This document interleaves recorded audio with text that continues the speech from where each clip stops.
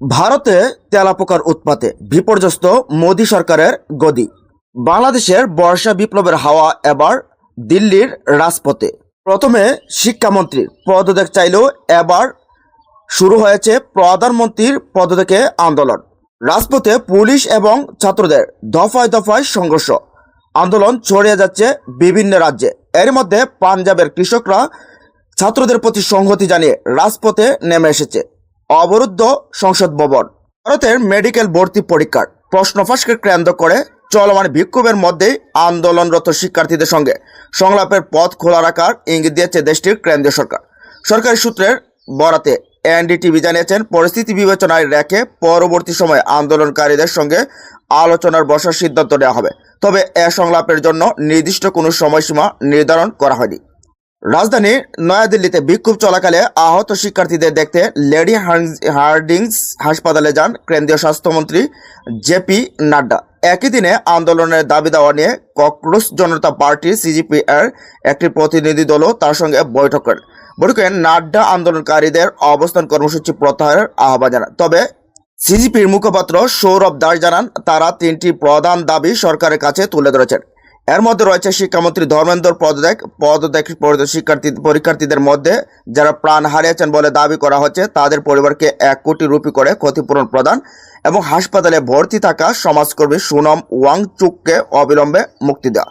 তিনি আরো বলেন, শিক্ষামন্ত্রীর পদত্যাগ না হওয়া পর্যন্ত আন্দোলন অব্যাহত থাকবে। মূলত এই আন্দোলন বাংলাদেশের আন্দোলনের স্টাইলেই চলছে। বাংলাদেশেও প্রথমে স্বরাষ্ট্রমন্ত্রীর পদত্যাগ দেওয়া হয়েছিল। পরবর্তীতে এই আন্দোলন যখন আরো জোরদার হয় তখন প্রধানমন্ত্রীর পদত্যাগ চাওয়া হয়। পরবর্তীতে ম্যাসাকার এবং শেষ পর্যন্ত শেখ হাসিনা পালিয়ে গেছিলেন। এবার সেই দিকেই যাচ্ছে ভারতের আন্দোলনও। গত শনিবার আন্দোলনে ও সমর্থনে 21 দিনের অনশন পালনরত সুনম ওয়াংচুককে জোরপূর্বক হাসপাতালে নিয়ে যাওয়ার পর পরিস্থিতি আরও উত্তপ্ত হয়ে ওঠে। এরপর দিন হাজারো শিক্ষার্থী নয়াদিল্লির তন্তর মন্তরে সমবেত হয়ে বিক্ষোভ কর্মসূচি পালন করেন। সোমবার সংসদ ভবনের দিকে মিছিল নিয়ে যাওয়ার চেষ্টা করলে দিল্লি পুলিশ টিয়ার গ্যাস ছুড়ে বিক্ষোভকারীদের ছত্রভঙ্গ করে।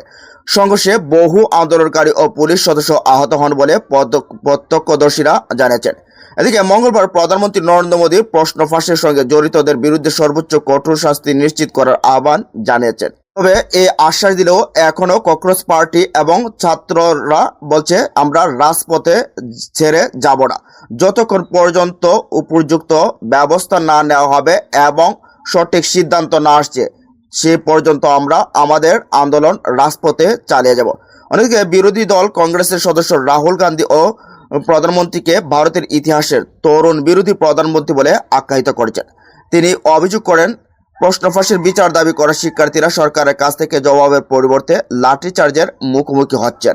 এর মধ্যে ভারতের চলা ছাত্র আন্দোলনের সংহতি জানিয়ে রাজপথে নেমে এসেছেন বিভিন্ন সঙ্গীত শিল্পী, বলিউডের বড় বড় তারকারাও, এমনকি তামিলনাড়ুর বড় বড় সুপারস্টাররাও নেমেছেন রাজপথে। তারা বলছেন, আমরা ছাত্রদের সাথে আছি। একই স্টাইল বাংলাদেশও ছিল, পরবর্তীতে যা হওয়ার তাই হয়েছে।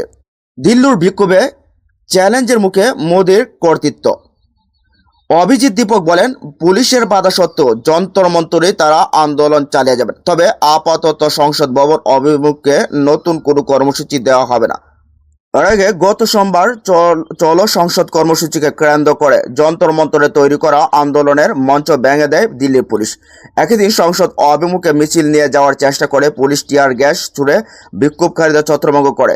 সংঘর্ষে বহু আন্দোলনকারী ও পুলিশ সদস্য আহত হন। আহতদের মধ্যে এক তরুণীর অবস্থা আশঙ্কাজনক। তাকে দিল্লির রাম মনোহর লোহিয়া হাসপাতালে ভেন্টিলেশনে সাপোর্টে রাখা হয়েছে। ওই সংঘর্ষে 100 জনের বেশি আহত হন। এদিকে চলমান আন্দোলনের সংহতি জানিয়ে গতকালই প্রধানমন্ত্রী নরেন্দ্র মোদী সরকারের বাসভবনের সামনে অবস্থান কর্মসূচি পালন করেছে ভারতীয় জাতীয় কংগ্রেস। এদিন দলটির নেতারা প্রথমে সভাপতি মল্লিকার্জুন খারগের বাসভবনের সামনে জড়ো হয়। সেখান থেকে হেঁটে রাহুল গান্ধী, প্রিয়াঙ্কা গান্ধী সহ কংগ্রেসের শীর্ষ নেতারা প্রধানমন্ত্রীর বাসভবনের সামনে যান।